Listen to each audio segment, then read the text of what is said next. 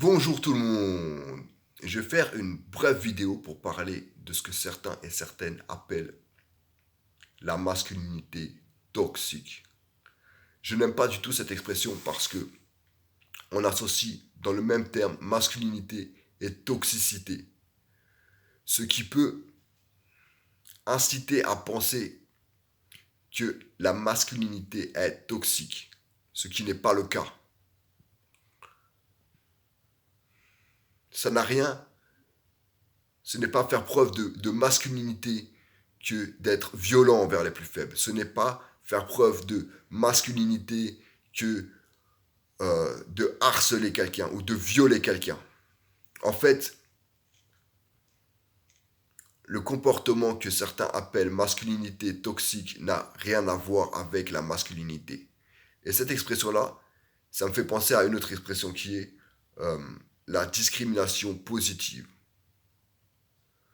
On associe dans le même terme discrimination et positivité, comme s'il y avait quelque chose de positif à pratiquer certaines formes de discrimination.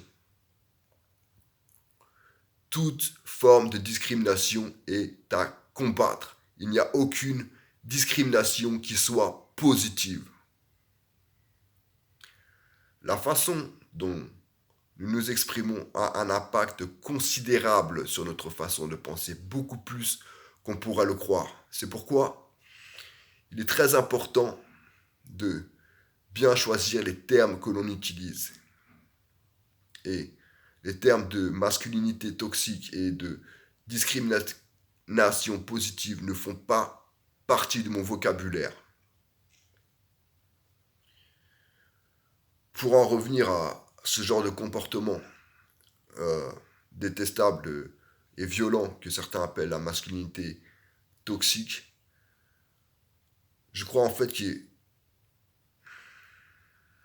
ceux qui sont violents comme ça et qui nuisent aux autres, les hommes qui adoptent ce type de comportement en fait, sont des hommes qui manquent de masculinité, qui manquent de virilité, qui sont complexés et qui essayent de compenser leur manque de masculinité en ayant ce comportement détestable qui fait du mal aux autres et à eux-mêmes.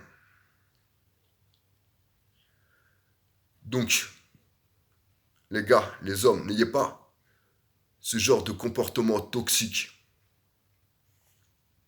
mais soyez fiers de votre masculinité. Votre masculinité fait partie de vous. Soyez fiers de ce que vous êtes. Soyez fiers d'être des hommes. Ciao